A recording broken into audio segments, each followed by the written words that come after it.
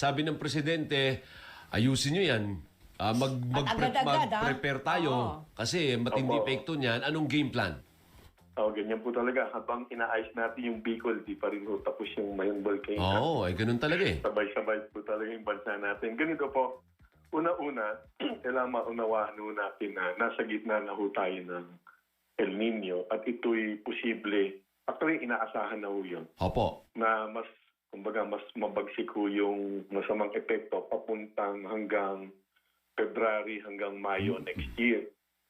Pagdating ng Mayo, ang inaasahan, base sa projection, halos buong Pilipinas yung makakaranas ng tinatawag na drought o extreme na tagtuyot. 65 probinsya ho yan, buong Pilipinas. Yun ang unang dapat may maunawaan. Opo.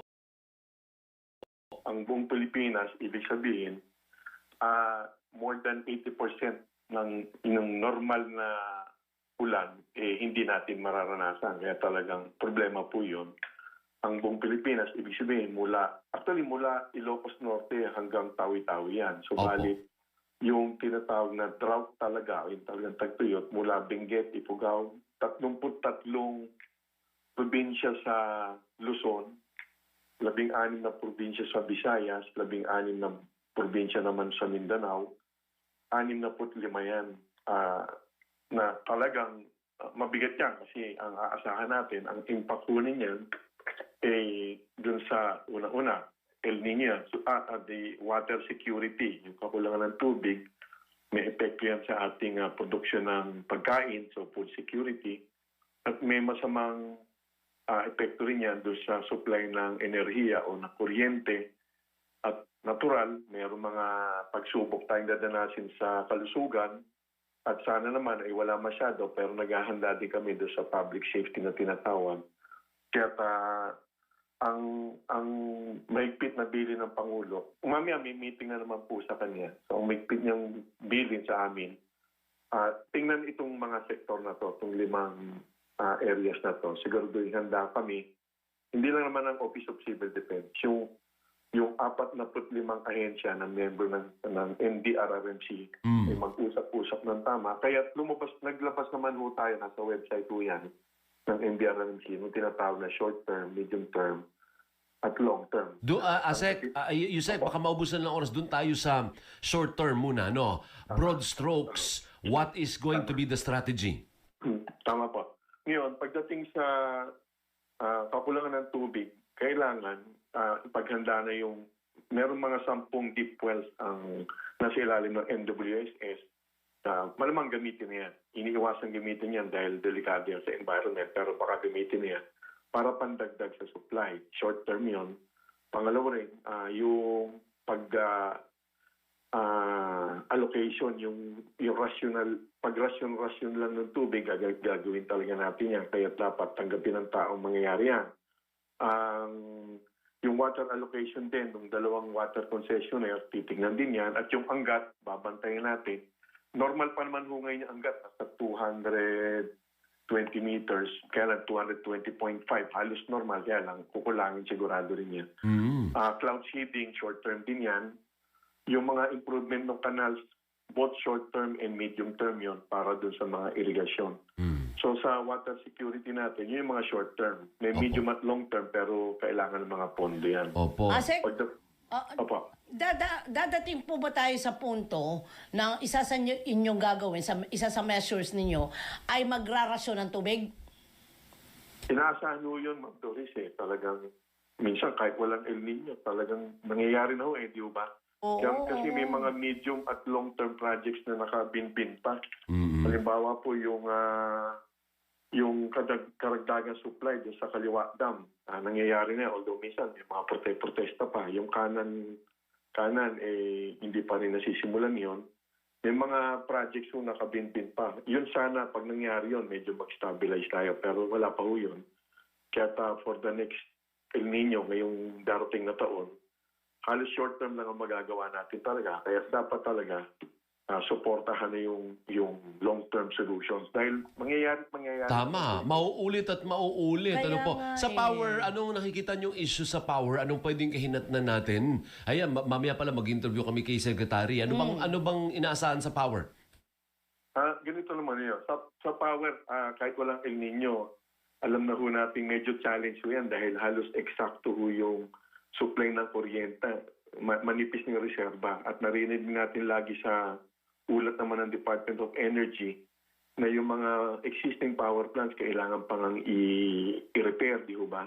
So malalala lang kung sakasakali yung El Nino. Ang kagandahan naman, hindi naman ho tayo masyadong dependent dun sa mga hydroelectric power. Kaya for the long term, dapat mag-develop tayo na hindi dependent dun sa Hydro. umaasa sa tubig, yung Correct, hydroelectric correct. power. Ang Meralco rin naghahabol, ang alam ko namin by January, nag-announce ho sila nitong Nobyembre ng karagdagang 1,200 megawatts. So dapat tuloy-tuloy ho yung pag-increase ng supply ng kuryente. Wala namang expected brownout, Yusek. Yun nga po, kahit naman ho walang El Nino, nagkakaroon na ho kasi. Di ba? So, regardless ng El Nino, talagang kailangan dagdagan yung supply ng kuryente.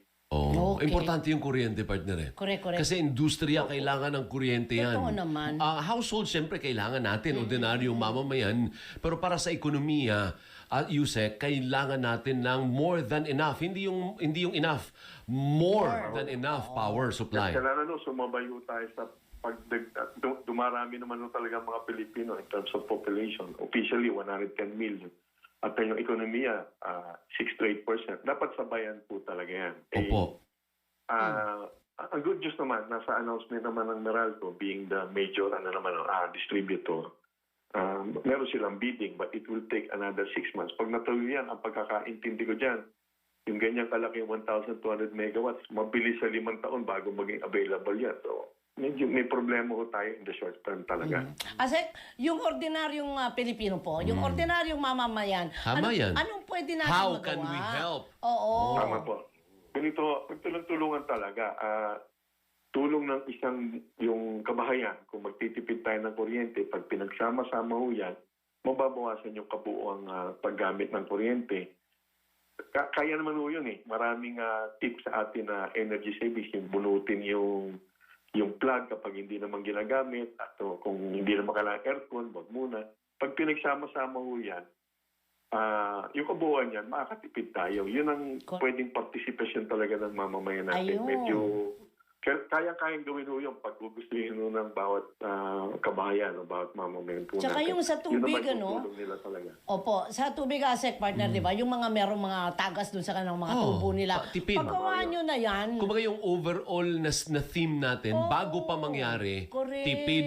Ngayon Tipid pa lang, talaga. Yusek, ngayon pa lang, ano po? Tama ho yun. Kailangan ho namin ng full information campaign, lalo patulong ho sa inyo, sa media. Araw-arawin natin sila. Alam niyo, yung Pilipino, pag may problema, tsaka tayo magagaling talaga. Exactly. Pero pag kaya- uso talaga yung ningas ko doon. Sorry po. Pero ganun talaga. Kailangan araw-arawin natin yung paalala. opo, Ngayon, bugbugin ang- natin sa paalala. Kung gusto mo, from time to time, hanggang May, interview natin si Yusek. Oo I naman. mean, paulit-ulit, kahit parang si Ramplaka Yusek, yung reminder, ano po? We will appreciate that. Kasi on the other hand, hindi naman natin topic. Naghahabol kami sa paghahanda naman sa lindol. Sunod-sunod yung lindol natin. So going back po dun sa topic natin, yung pinatitingnan din ho ng Pangulo at pinasisigurado ho ng Pangulo, yung hindi naman sigurado pero inaasahan ho natin, yung mga magsasaka, tatamaan ho yan. So kailangan merong ayuda ulit sa kanila. Hindi ho natin maiwasan yan. Then tinitingnan na rin yung emergency, yung posibleng panandali ang employment na makakatulong naman doon sa maapektuhan.